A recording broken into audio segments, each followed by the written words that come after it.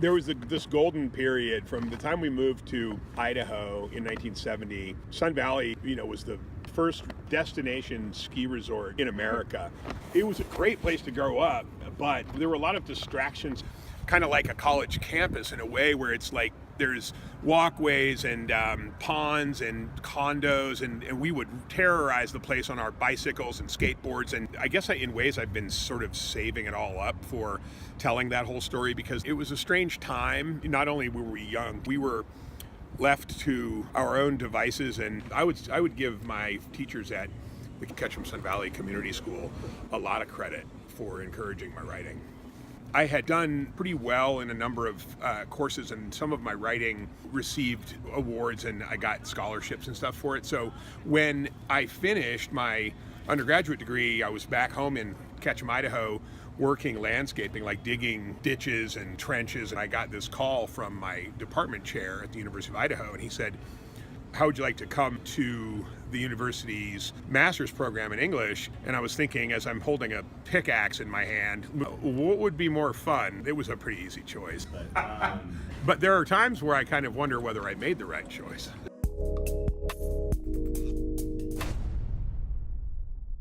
Okay, this is the worst poem I've ever written. A cock's last cackle. My red retriever runs ahead, chasing a rooster pheasant. The bird knows he will soon be dead. Termination won't be pleasant. In and out of cornfield rows darts the wily Phasian bird, but red detects the way to go from feather, footprint, and avian turd. The even title is just brutal.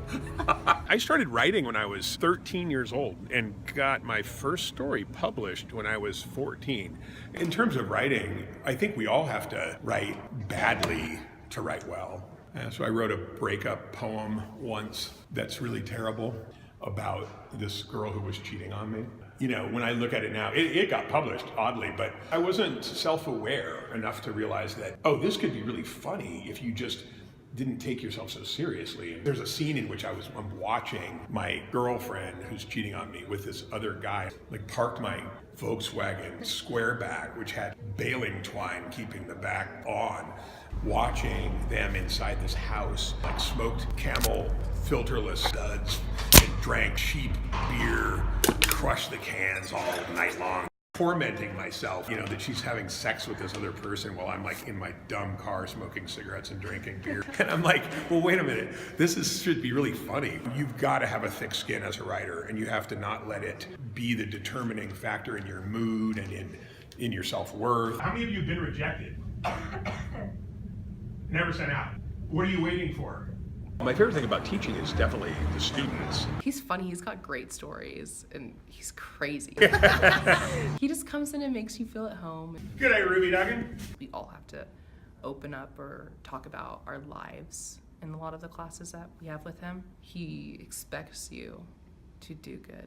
All right, we're looking at Dominic's piece. What drew me in was this idea of driving fast. I want more of that. It's hard to say what my life would look like had I not spent the last 3 decades teaching. It's allowed me to do things because of the time that it provides. My department has usually been really supportive of my unconventional approach, I was on a TV show for those years that looked into historical mysteries and conspiracy theories. One of them we covered was this place called the Bohemian Grove. The object was to go see this 40-foot tall owl, and we just thought this was the weirdest thing ever. We approached the Bohemian Grove by kayak. We were on the property, but within seconds, minutes, we saw security people whipping down there in a Jeep toward us. I found myself being cuffed and stuffed into a squad car and taken through the Bohemian Grove. I got to see what appeared to be the 40-foot owl. It was raining so hard, the window was fogging up, and I had to actually use my cheek and face to unfog the window so I could see. We were taken to the Santa Rosa adult detention facility where I spent 9 hours during the World Series. Buddy made friends with everybody. Seriously made friends with every single person in holding. That's not the only time you got in trouble though, is it? I did it for ratings.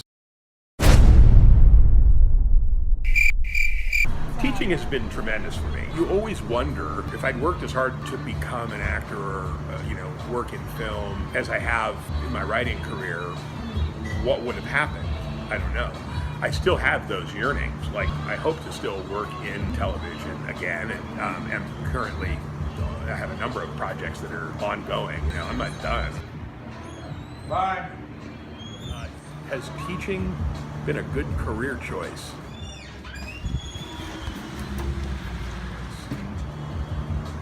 Great healthcare.